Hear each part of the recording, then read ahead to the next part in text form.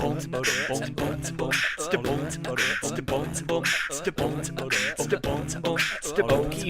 Show. And welcome to the podcast that explores the heartland's entertainment industry. I'm Brian. And I'm Nicholas. I didn't know if that was time for me to do an introduction here. You're just not as smooth as Kelly. No. You've got big Kelly-sized shoes to fill. When I think of Kelly, I think of smooth, and no, I cannot.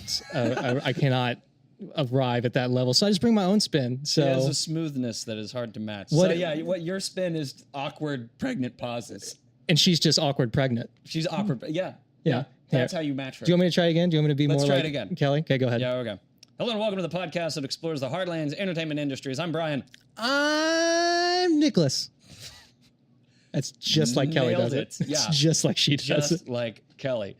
Well, today we are going to be talking about basically the road to producing and directing mid-scale to large budget movies. But first, I am going to check in with the old guest co-host today. The guest Nick. co-host. I almost called you Neil. Why is it every time you come on here, I always almost call you someone else's name? I get called Brian a lot. Like legitimately, like That's people weird. just look at me and they go, "You look like a Brian. I'm calling you a Brian." And I feel like I have 4 or 5 of those names out there. You know, Brian, Jeff, Mark Ruffalo. Like they always just get them confused all the time. But you are not a Brian. You could never be a Brian. I don't try to be. I don't want to be. You know, you don't look nearly Irish enough to be a Brian. Really? Yeah, I can get that. I can definitely get that. Like maybe like a specific accent on it. A Brian, something like that. That sounds more Swedish. Brian? I don't think I can pull that off either. I don't know. Let the Bryans be Bryans. That's right. Is what I say. And let the Nicholases be Zabos. So enough about you. Yeah. So today we're going to be talking to Mr. Brent Ryan Green here. Thank you for joining us in the studio here at Tower Studios. You're awesome for making the trip out. To give the listeners an idea of who Mr. Brent Ryan Green here is. He's the founder of Toy Gun Films, the director of the short films Paper Flower and Running Deer, as well as the feature films The Veil and The Christmas Manger, which is starring Tara Reid. I didn't realize you got to work with Tara Reid. Yeah, it was quite a trip. You asked her about Sharknado. I did not. Oh, well, why are we talking? But she offered up that information. You know. she just walks around like she was willing going to give Sharknado info. I think I've never seen them, but like Sharknado 5 from the production we were at. So just handing out T-shirts to everybody. A little rundown on that. Yeah. But you've also been the producer of I Can Only Imagine, which I didn't realize that because I worked on that. I didn't realize you were a producer on that. Man, you couldn't imagine work, that, man. But you're also the producer of the upcoming PureFlix sitcom, The Beverlys, and the Martin Scorsese, not the upcoming Martin Scorsese film, but the already released Martin Scorsese film, Silence. So you have just a laundry list of really awesome credits, and we're going to talk all about it. So first of all, how you doing, man? I'm good. So I got to ask, like, how did you get started in film? Because like we were talking a little earlier, like the way that you were raised and your background is kind of night and day from the film industry and the film world. So how did you manage to land into the film industry in general? I mean, there's a long version, short version. I guess, ultimately it was this opportunity to go work on a movie. So there's a movie that my dad ended up producing over a long period of time. And when it came time to shoot the film, because he heard the story, he was like, hey, this should be a movie, knew nothing about movies.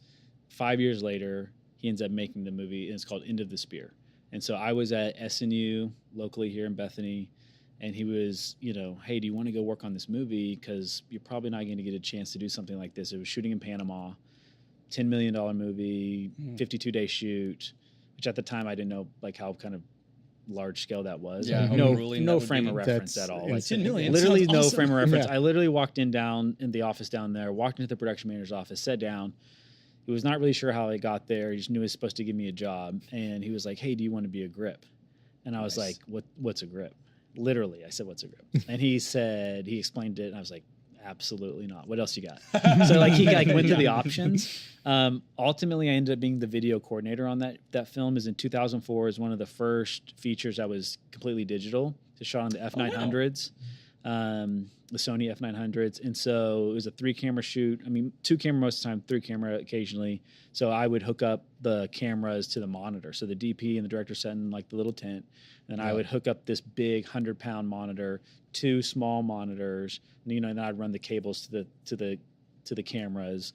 Come back. I look. Why isn't there any picture? I look out the tin and the camera's moved. So I ran around and did that. And so that was my first kind of exposure to film, and it ended up being an incredible experience because I sat in this tent with the director and the DP. They let no one else in there. Oh, dude. Vanity. It was a little strange. Like vanities, no one else could see the monitor except for us 3. So like the DP was this old school DP and had tons of great old stories, and so that was kind of my first baptism into the film industry. But prior to that, I couldn't have known less about movies and what was going on in the film industry.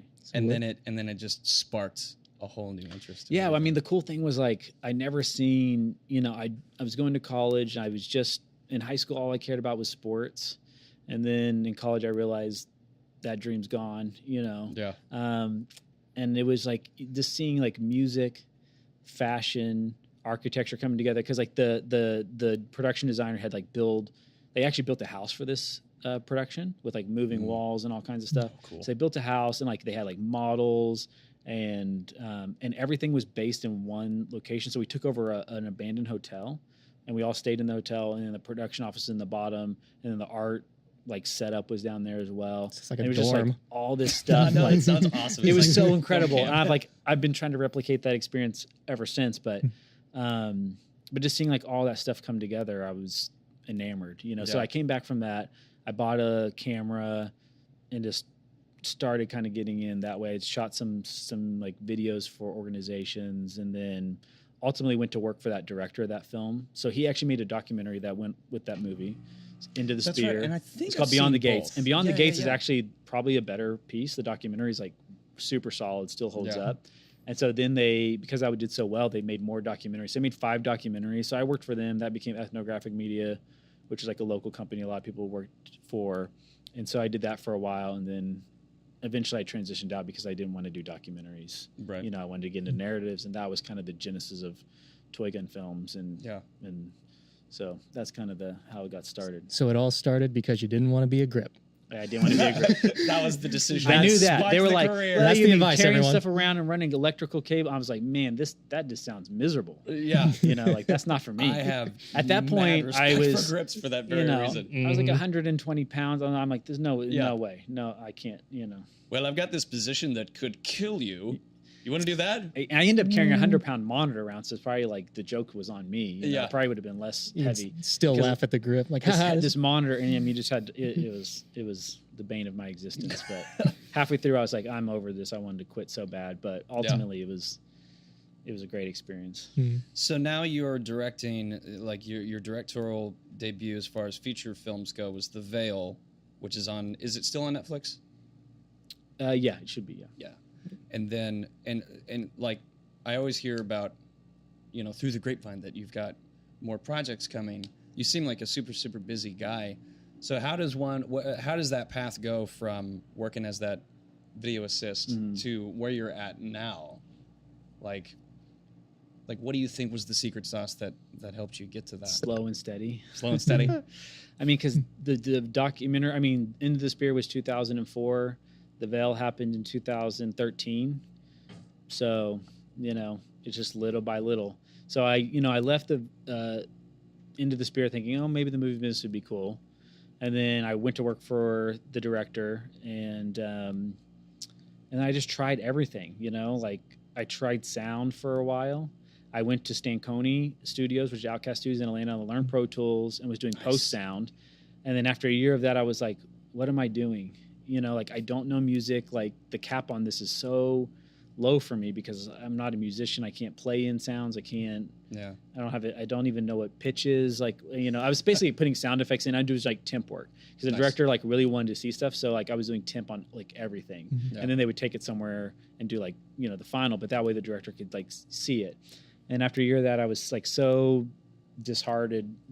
I was just like, I'm going to go back into business. And ultimately it ended up being a great experience because like to be a producer and a director, you need to know everything, a little bit about everything. So like that came back and like really helped me as I started producing, making my own films, sitting in like sound sessions, like knowing what's possible, not possible. Like I literally had sessions where I'd be like, no, I know Pro Tools pretty well, try this. And then like, oh yeah, I guess that works, That's so cool. And I feel like that's so important to like kind of start in that below the line, like understanding how everything works. Cause I feel like a lot of film students go to film school, they graduate film school, and their expectation is that they're just going to go right into the director's chair. Unless you're a phenom, it's pretty hard. Or if you can write. If you can write, that's a good way to skip the line, but I can't write.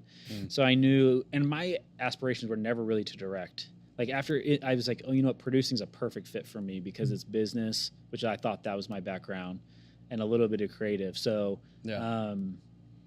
but that's one of the advantages of working on these documentaries for 5 years is like the crew is so small, you were doing everything. Like you were holding the boom, then next day you're operating, and the next day you're like offloading footage and like backing stuff up and like praying you don't just delete all the footage. You're like hard drive the sweats. Yeah, like you're literally staying up all night every night, like getting this drive to back up to this drive, and and so that was an advantage of documentary company is that. And then you're producing too because you're coordinating. It's just it was such a 5-man crew, so like everyone's got to do a little bit of everything. So that was great. And I didn't really pick up directing until I started Toy Gun, produced our first movie, Intus Manos, which was shot in Colombia, which Paulina Gaitán starred in, and she ended up going on to be Pablo Escobar's wife in Narcos. Oh, cool. She's actually become like a pretty big deal, and.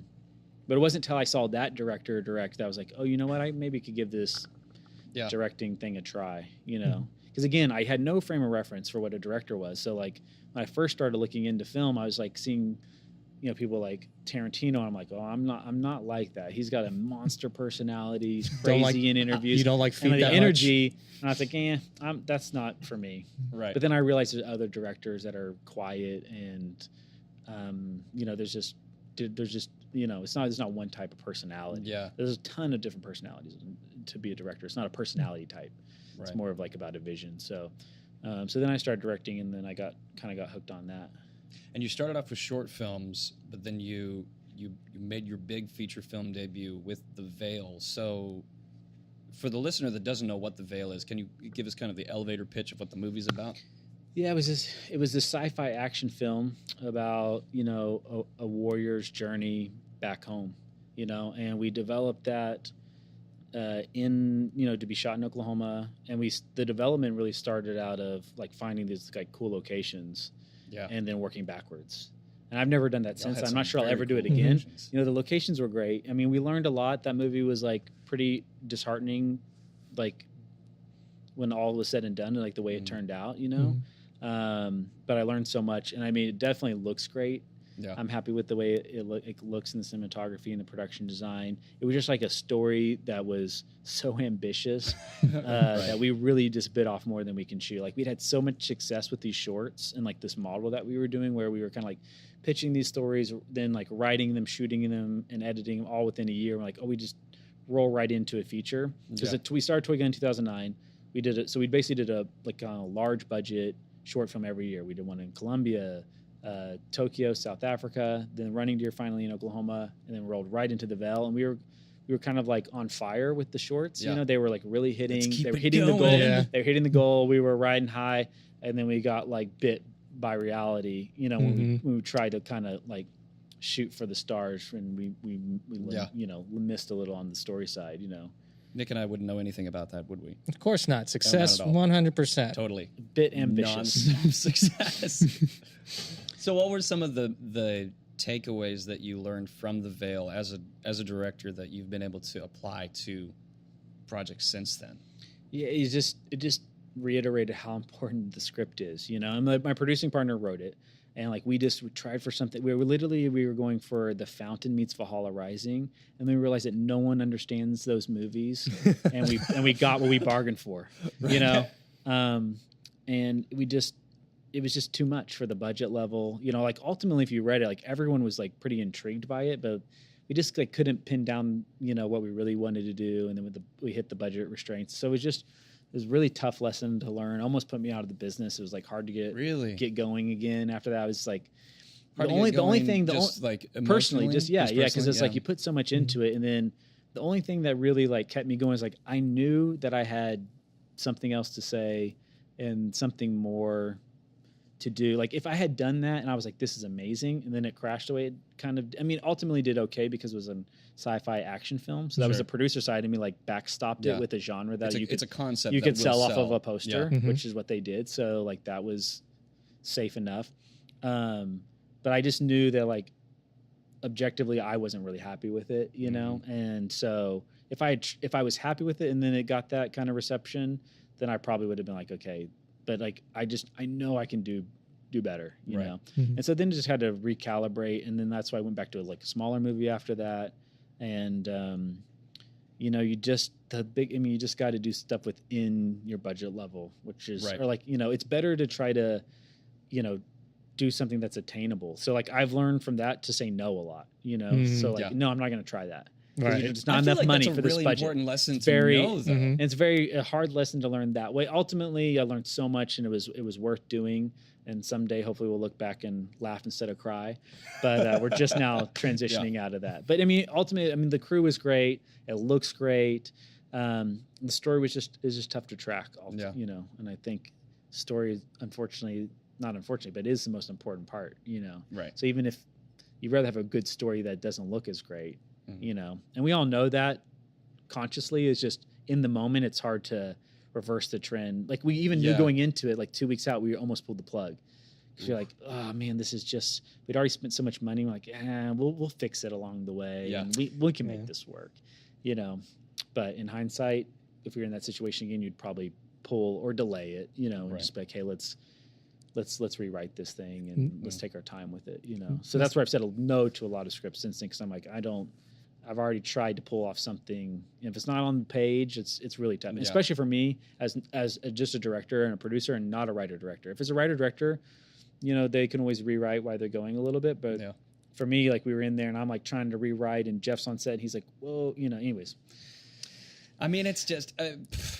It's like making movies are hard or something. It's hard. No, it's a real hard balance because you need that. You need that urgency or that excitement behind it of like, yes, we need to get going. We need to do this and everything. And then having to decide between, is this one of those kind of, are we panicking a little bit before we start moments? Or is this a legitimate, hey, no, let's pump the brakes. And that was always my role, was always the one to keep it going. Right. Like, there's always a way forward. There's always a next step. And that's essential. And that's essential. And even Jeff would say that like that was like one of the big things I brought to like all of our projects. Like, hey, we can do, you know, just keep going. Yeah.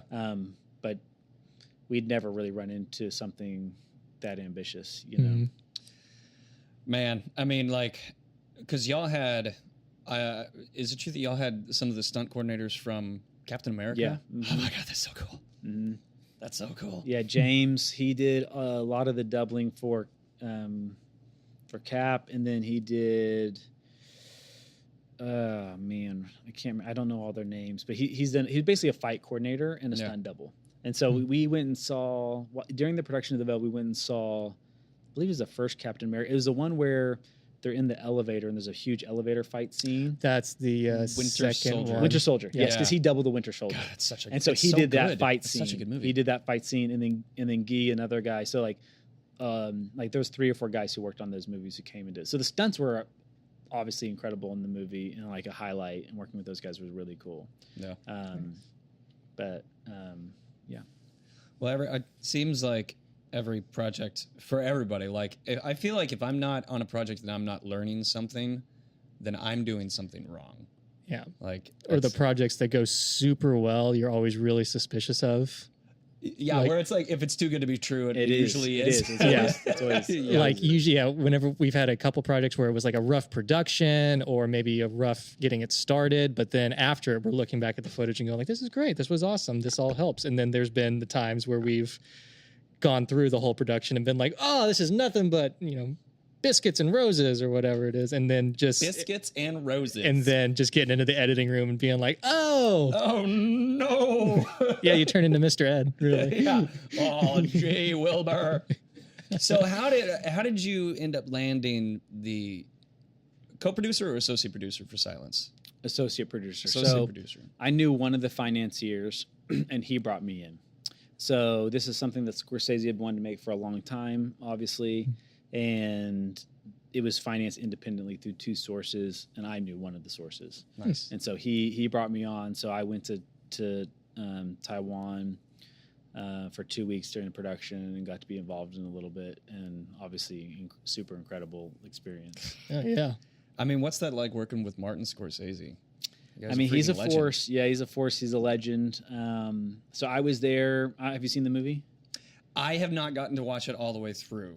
It's a slow burn. It's a very hard watch. It took me It's like the type of 3 movie times. you want to watch once and you're like, I'm glad I did that, but probably will not be doing that again. Sometimes those are the best kind of movies. It's the best.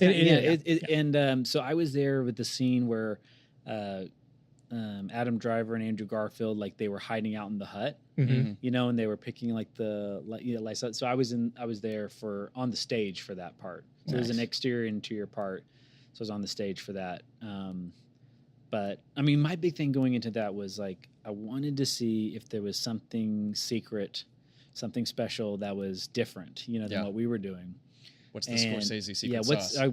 What's the difference? Yeah. And there is no difference. There is no difference? Yeah, that's the good news and the bad news. Right. So the bad news is there was Scorsese. nothing to learn from it. The good news is that it's the same process, the same struggle. I mean, they're shooting like half a page a day, and they still at the end of the day are like find themselves rushing.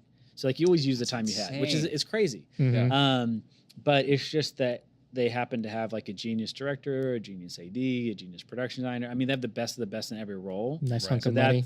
that's something that's different, but the process is the same. You can still point out all the same department heads. Everyone looks the same. You know, it's the same problems. You know, I don't want to give away too much of the stuff that I saw, but and I saw enough to know that it's like, they're literally struggling through the same stuff that, you know, any production is, you know, so the process wasn't any different. You know, it's just the people that were doing that process were, you know, very experienced and very skilled, you know. But you know, the same challenges. I mean, even though they had all this time, they still found themselves at the end of the day, you know, rushing to try to get this shot or, you know. I can't imagine being the first AD telling Martin Scorsese, we got to hurry up. Yeah, that didn't really happen very much. And, you know, they did go long and over budget. So, you know, but he definitely is he has a shot list and he sticks to it. And if he doesn't get it, they will be back to get it, you know. So he actually writes his shot list out? Huh. Okay. In pen or pencil? We need to know. Right. I didn't get close enough. To, you know, I mean, they're very protective. Even they have special monitors for producers. It was a very serious movie. So the tone on the set was super serious. Right. The movie's called Silence. It was silent on set. You know, when he got on set, no talking. All the work had been pre-done before. Yeah. You know, and they came in, they worked, they left. All the work happens again. They come back. You know, and it was very reverent. I mean, that was just the tone of the movie. Andrew Garfield and Adam Driver both had lost like 50 pounds for the role. They had a nutritionist on site, like feeding them like grapes. So they were very, you know, in the moment, you know, struggling, you know, so it wasn't a happy-go-lucky set where everyone was talking. Like the theme of the film bled over to the career, and it was very like serious, somber. Yeah. Not one of those movies where you talk about the good times. No. Everyone's hanging out at There's craft no stories service to be had or, you know, it was everybody focused.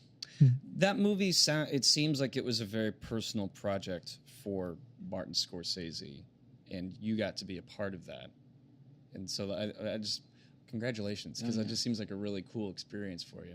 Yeah, it was very cool. Yeah, he tried to make, I mean, I think after he made Last Temptation, he got the book.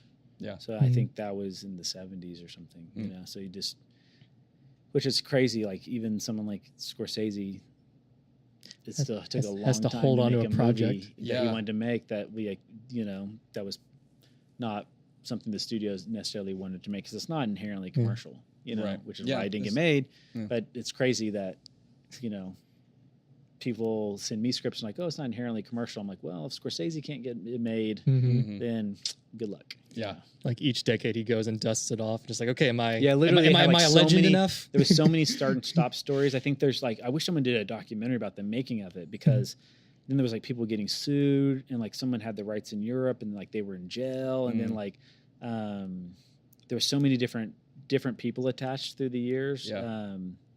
trying to think of those Well, some of the names. and it's amazing how like Daniel Martin Day-Lewis was Scorsese- attached at one point. Really? Yeah, Oh my I see that. gosh! It just kind of reminds me of like Terry Gilliam's Don Quixote movie that was kind of like they actually shot a huge section of it, and then it got.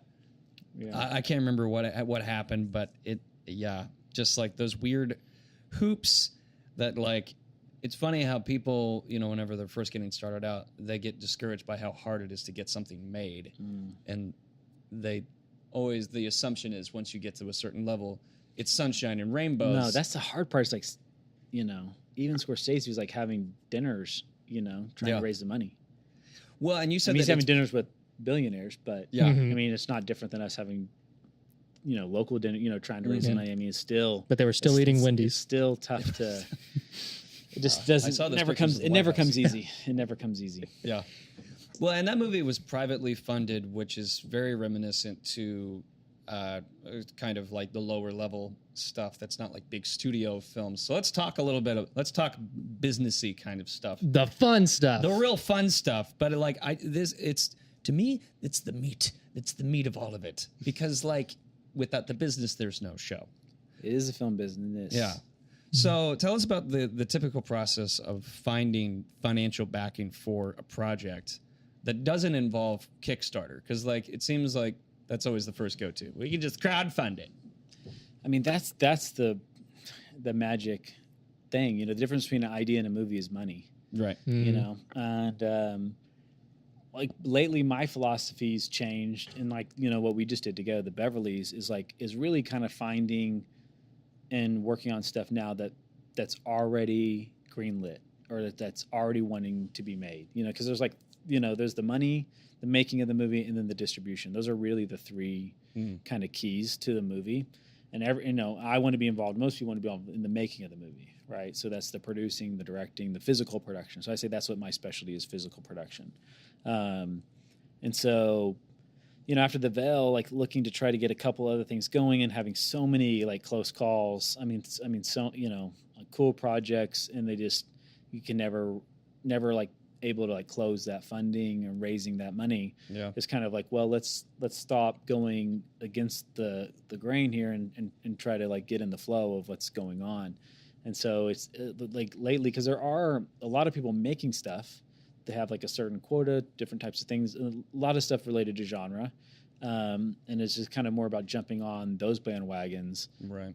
Because the studios have certain things they want to make, and it's so rare for them to pluck your little project out of the blue and be like, hey, we want to take a massive chance on your want to invest $10 exactly. million. And I'm not a writer, so like that's the other thing is like for me, finding content, finding scripts is tough. Yeah. And even if I find a great script, it's like, well, then what?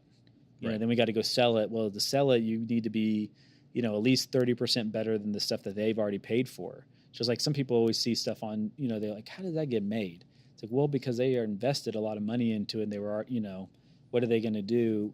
And invest more in the project that they already own, or like fund something that they don't own, you know?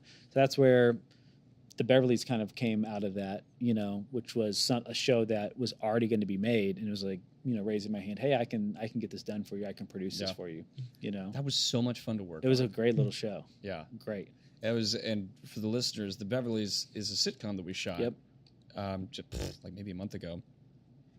But it was funny because like oftentimes, I get hired on as the sound guy, and then I see how many pages we're shooting, and then and he cries. I cry a little bit because I'm like, oh dear God, there's no way. And then like magically we always end up making our day somehow. But we shot, was it 10 episodes? 8 episodes. 8 episodes, 30 pages each. Yeah, 22-minute runtime.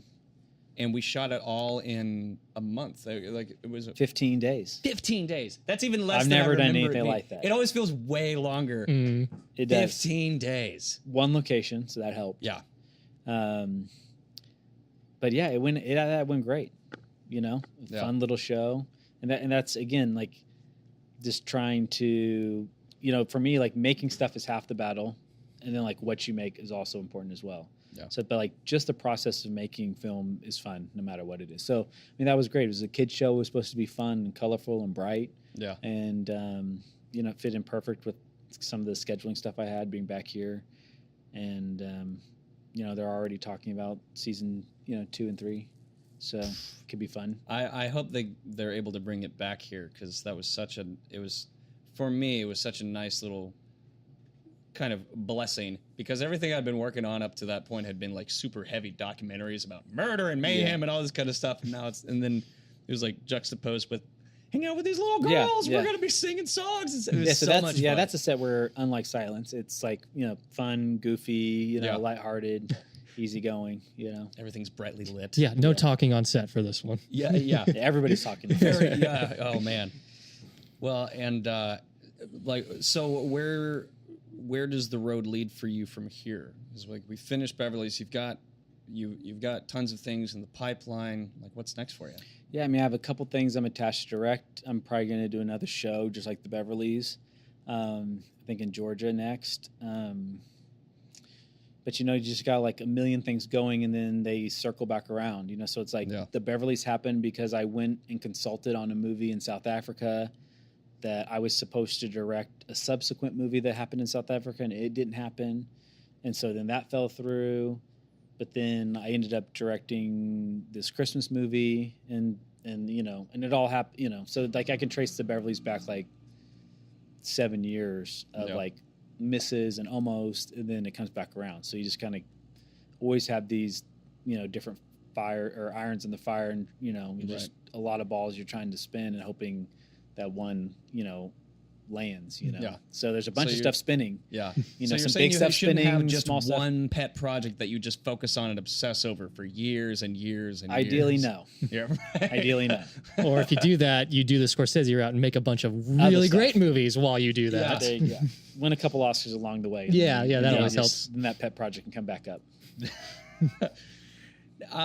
So I am selfishly asking this project, but how do you go about bringing more of projects like the Beverly's, like the Vale and that kind of thing to Oklahoma? Like, what's the big appeal about Oklahoma that you think draws these projects? I mean, it's the leading hook is the rebate. Mm-hmm. Yeah. So the Beverly's was a show that, I had a movie in Oklahoma, a big movie I was hoping to do this fall, and it fell through, like so many movies do.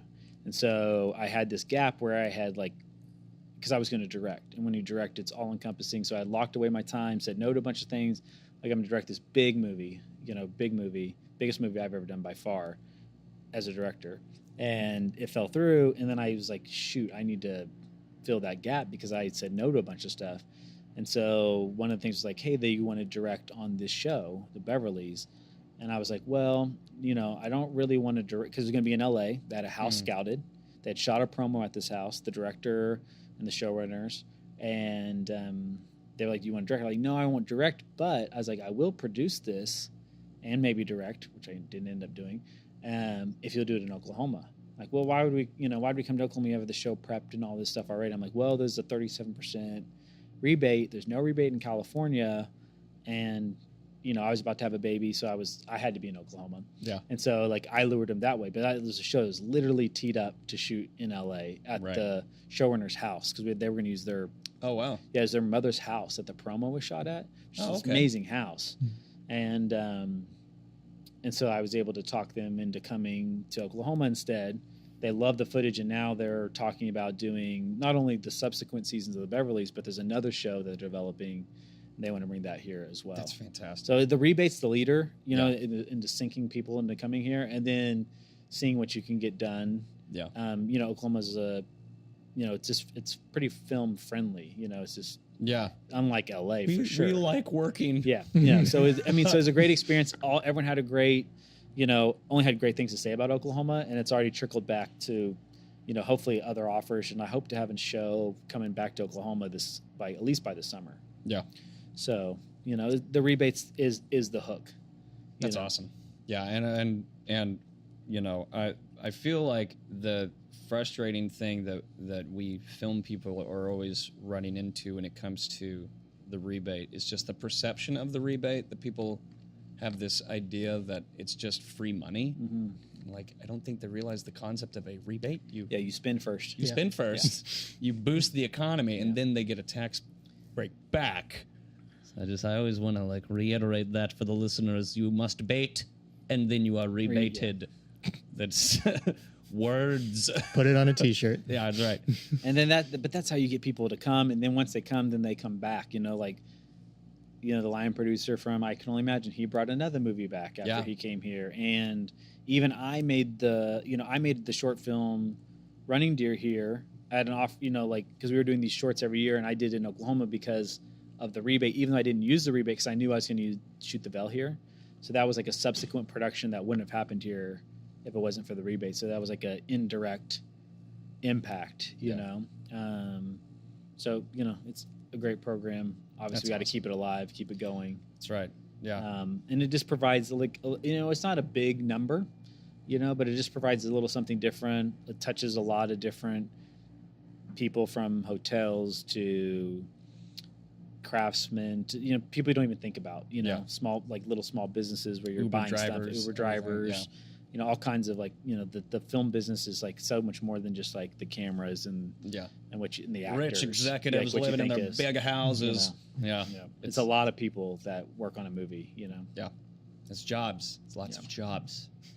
I'm gonna, this is kind of off topic, but it's just something that I am personally fascinated by and also somewhat passionate about. But you have your name on a lot of movies, like I Can Only Imagine, Into the Spear, and a lot of faith-based projects and everything. But you toe the line between faith-based projects and non-faith-based projects. It seems pretty well.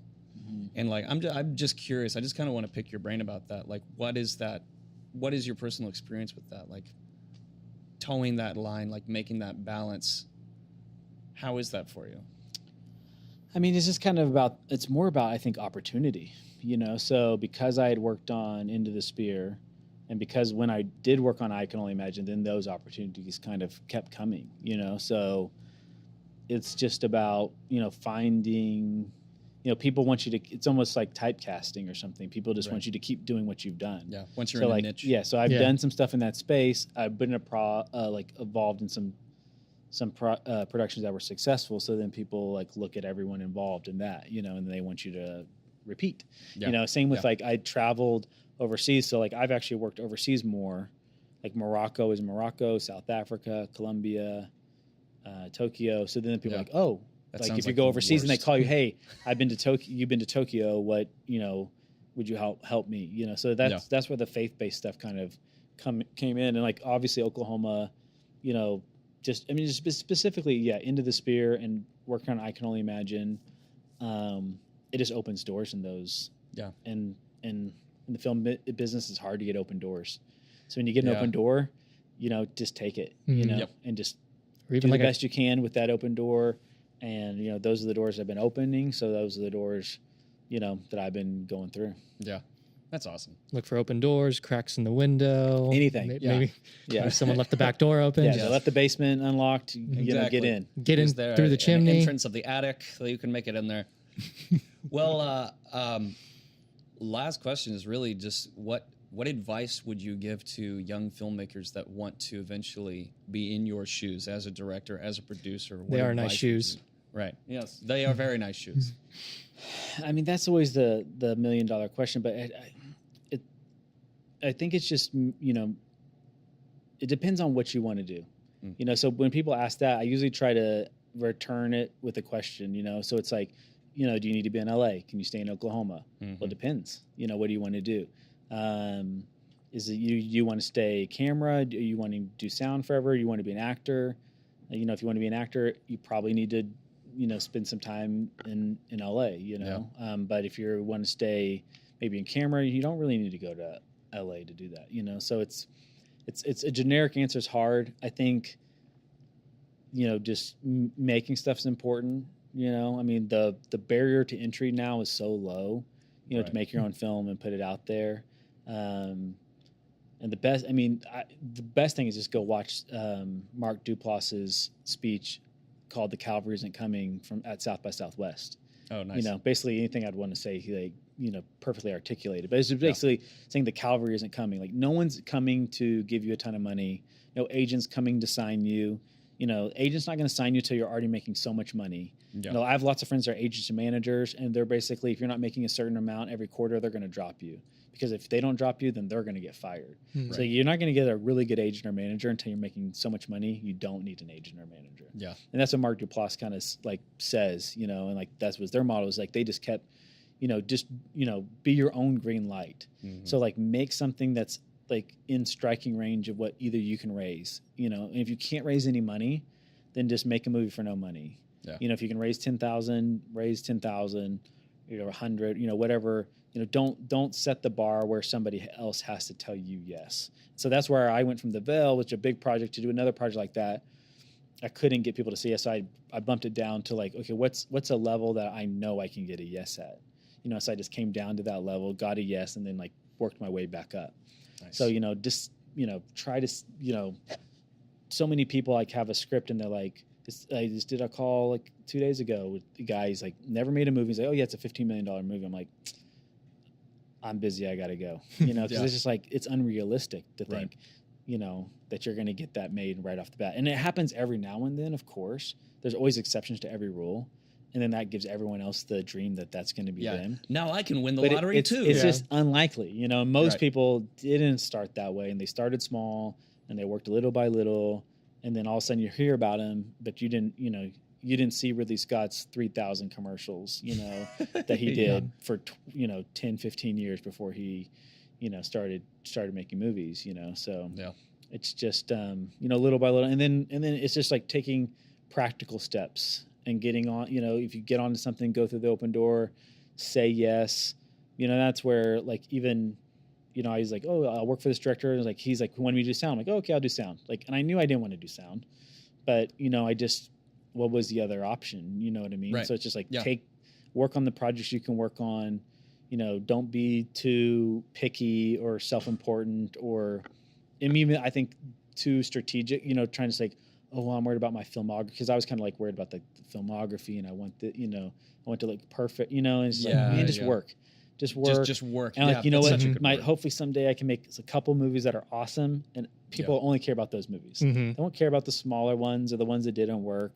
Like they're only going to care about your highlights, But to get there, it's just you're going to need a lot of experience, a lot of little chipping away. You're not going to be amazing right out the gate. Most likely not, unless you're just like some phenom, which happens. There's exceptions to every rule, but it's probably better to plan for the other than to win the lottery. And then once you win the lottery, it happens, but it shouldn't be the plan. Yeah. For every Christopher Nolan, there is also a Doodlebug. Exactly. Have you seen Doodlebug? I haven't. Oh my god, it's so bad.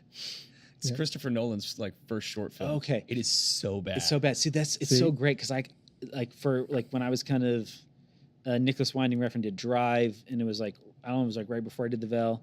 And so then I went back and watched one of his first movies, and it wasn't so hot. And I was like, "Oh, thank goodness!" Yeah, thank God. It's like it's almost and the bar's lower than people think. Yeah, exactly. Yeah, and then eventually you hit that Kubrick level where you just and you buy back all the earliest copies. Right, like, no, those exist. That was always like a big thing. I was always like, "Why can't I find these short films that these directors did?" I'm like, iTunes is now available. Like, why aren't these like readily available? And I was like, the directors. A series that came out with all those like Spike Jonze and all them had those DVDs. Yeah, and I'm like, why isn't more people doing these? And then I realized, because their movies are terrible. And like they don't, you know what I mean? Like the same thing is like, it's like if I ever became a big director, I would probably be like dipping back into the catalog and like that little short documentary I did for OCCC, like probably just go ahead and bury that. Right. Yeah.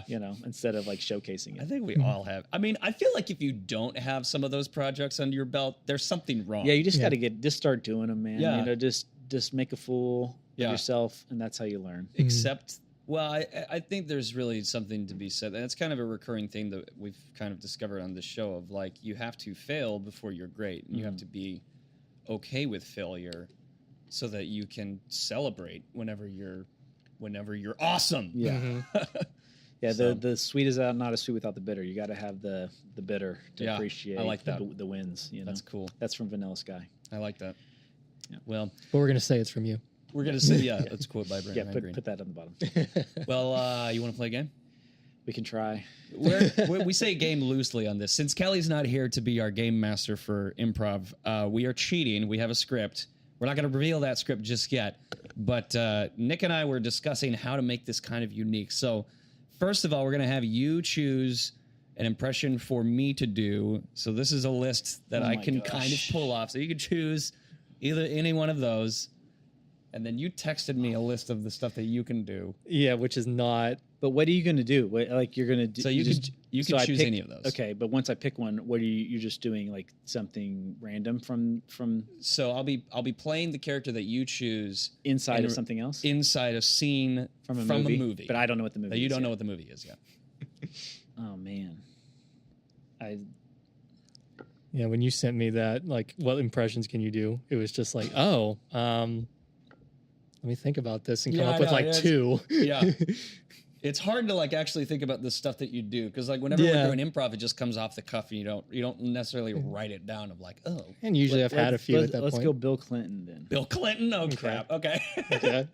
All right, so I'm gonna play this role as Bill Clinton, and let me see if I can find the list of impressions that Nick told me. Hey, you told me that you I could did. do these. These are my solid ones. Like these are the ones that like I was like, these you are know the what? ones that you're putting forth that you think you can crush. Yeah, these would be on the I resume can see it. of like Okay. impressions So or that right there. whatever. And I love it. So he's also a character in the same scene. He's also a character in the same scene. Let's go. People from Boston. People from Boston. Hey, okay, this actually works. This actually works weirdly appropriately. So I'll be playing the character of Bill Clinton. Okay. But the character that I am reading is the character of Jake from Raging Bull. So since you worked on a Scorsese movie, we thought it'd be fun to actually read, a scene from another Scorsese movie. So I'm playing Jake, Robert De Niro's character from Raging Bull. And the Boston accent guy over here is going to be playing the role of Joey. I'm gonna be a Boston Joe Pesci. Yeah, played by Joe Pesci. Now, here's the thing. It's a Scorsese script, so there's the infamous Scorsese F-bombs. So we're going to replace the F-bombs with just the noun of your choice. Okay, so let me. How many F bombs are in here? There's not as many as I thought there would be for a look for Scorsese movie. Oh, and I forgot that we came up with the G-rated spin of this. I think we should just pick one. I think we should just stick with the characters and just read it as is. Okay, we're just gonna read it as is. I don't know. What I mean. Just anything. Like what's an object? Just a random object. Flower, feather, Fuddrucker. Yeah, it starts with F is good. Yeah, let's do a flower. I like that. Flower? Okay. Okay. All right. So we're going to be reading this scene yeah, that's good. from Flower. Raging Bull, where instead of the F-bomb, we're going to be saying flower. Yeah, so you don't cuss on the show. Well, right? we Yeah. do. But you bleep do it. porn versions of scenes. It's a weird. So I was like, oh, it's not. You know what? It's not a Our line. It's a moral very. compass Kind is of, very wishy-washy. Okay, Fair enough, so fair enough. oh man. See, now I Let's feel really like now that you asked me to name my go-to impressions. Now that I it know, like now that I'm it's thinking, coming, can it's I do like Bill Clinton. I can't because this is going to be the most New York Boston accent. Yeah. I'm Mike. This character is going to live on the border between Boston and New York. You know what? This might not be the greatest thing, but you know what? We're not making gold here. We're not catching lightning in a bottle. Mm-hmm. We're just having fun with this. We're not catching lightning in a bottle. I Right. brought this for nothing. For nothing. Whatever. Okay. Oh. All right, so I say we're substituting All right, so- flower for the F word. I think everything else we just say. Yep. Okay. So, ask me something. This is a terrible Bill Clinton. yeah, you got to get into it, man. baby. Oh wow, I got to take a deep what breath happened after at that one. The cops when Salvi let's see, what happened to Copa with Salvi Bill Clinton, when I you're was falling out apart. of town? Oh gee. Bill Clinton. Wow, that was great, Bill Clinton. Oh man. When? You know, when Jake gave him a beating. It sounds like Jimmy Stewart. Yeah, your Bill Clinton is very Jimmy Stewart-ish. I love that I wrote down that I could do this impression, and like I can't. you're at all. locked into it now. Yeah, I know. Well, here we go. Okay. Okay. Hold on. Start over. All right. Answer me something. What happened at the Copa when I was out of town? When? You know, when you gave him a beating? Nothing. Salvi was out of line. He was drunk or something. I don't know. Anyway, the wind-up was I gave him a beating. Tommy called me down, and we straightened it out. It's all forgotten about. Why didn't you tell me about it? Didn't have nothing to do with you.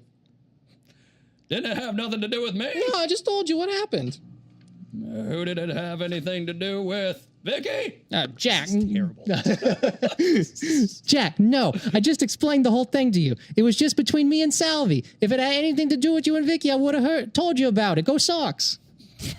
Well, I heard some things. You heard some things. Will you stop worrying about that clam chowder? Forget about it. Yeah. You know you got a title fight coming up. Did Salvi flower Vicky? What? Flower? You're supposed to keep an eye on her for me, I'm asking. I did keep an eye on Harvard Yard. Then why did you give him a beating if he didn't do anything? This is the worst. You and him being friends a long time. Yeah, some things changed between us. Now he thinks who the flower he is. He's been passing certain remarks that I don't like. Don't bullshit me, Joey. You ain't telling me the truth. What bullshit? I'm your brother. You want to believe me? You trust me? When it comes to her, I don't trust nobody. I'm asking you something. Why is this so long? The people have turned this off. Well, you're wrong. I've already lost it. Well, you're wrong, Jack. I hate the Yankees. He got out of line. We had a fight, and it's straightened out now. You giving me that look? We have to finish it strong. Your word. Yeah, I know. It has to finish. But if I find out anything, I'm Donald Trump. Slow it down. Yeah, get back into it. Kill somebody. No, get back into Clinton. What's your Clinton? Okay, back in Clinton. What do you say to get into Clinton? From one president to the next. Mm-hmm. You giving me that look? I gotta accept your word. But if I find out anything, I'm gonna kill somebody. It is a dead-on Jimmy Stewart. It is Well, the thing is, Jimmy Stewart was on his list, so he's like just combining impressions. Yeah. So he's really just telling you, like, no, I almost went with Donald, and maybe that was the choice. So go ahead, kill everybody, kill Salvi, kill Vicky, kill Tommy, Como, kill me while you're at it. What do I care? What about Yankees, Red Sox, chowder? What else is Boston? You're killing yourself the way you're eating, the way you worry about things. You don't have to worry about. What do you mean, you? What? What do you mean, you? I meant kill everybody, you or me or anybody. You're a big shot. Kill. Go ahead. But you said you. So what? Joey, even you don't know what you meant. I don't know what this is anymore. Mm-mm. You meant Salvi, Tommy, Como, you. That means something. Why'd you say them? You could have said anybody. You're worried about this girl. You're gonna let this girl ruin your life for you. You want to worry? Worry about your flour stomach that you can't bend over. You got to step in the ring in a month. Did you ever flower my wife? I didn't flower your wife. I don't mean now. I mean before. Before we met. What do you mean, Mr. Ed? Did you ever flower my wife? What's the matter with you, Jimmy Stewart? Oh, you're very smart, Joey. Very smart. Nobody gives me a straight answer around here.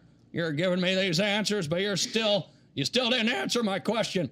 Did you flower Vicky? I gotta go. I got Sox tickets. Pedro's back and he's pitching. Big Papi, go Pats. Go Tom Brady. Oh, for God's sake! I mean, I feel like I nailed mine. Internet gold. Perfectly. So your impressions of Jimmy Stewart, Mr. Ed, and Bill Clinton. It just all started to blend into one horrible snowball of painfulness. If you just make that whole thing a character, like a horse who becomes president who was a former actor, and then just ride that. I'm going to roll with that. Yeah, just roll with it. That's what I was doing, totally on purpose. Yeah. Well, Brent, thanks for coming on the show. Where can we find you online? Oh my God. Where can we find more info about you? Toygunfilms.com, and then Brent Ryan Green is my handle on socials. That I'm not on very much though. Right. Sharing that Ryan middle name. There's Love like one picture. Yep. It's there. Awesome. And then Nick, where can we find you? I am at the Institute of Perfected Accents over on 30th Street. So just come on down. We got Sean Connery. We don't have Sean Connery. I can teach you how to be Sean Connery.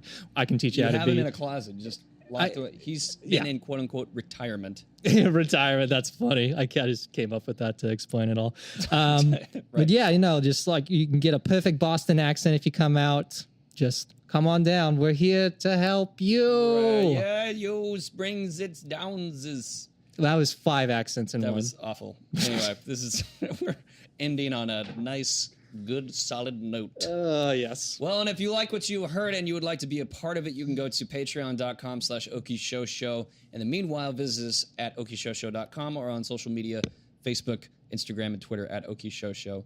And that's pretty much it. Can they Ryan Green, thank you so much for coming on the show, man. I love the show, man. Mm-hmm. And we'll see y'all in the next 2 weeks. Maybe. All right, bye.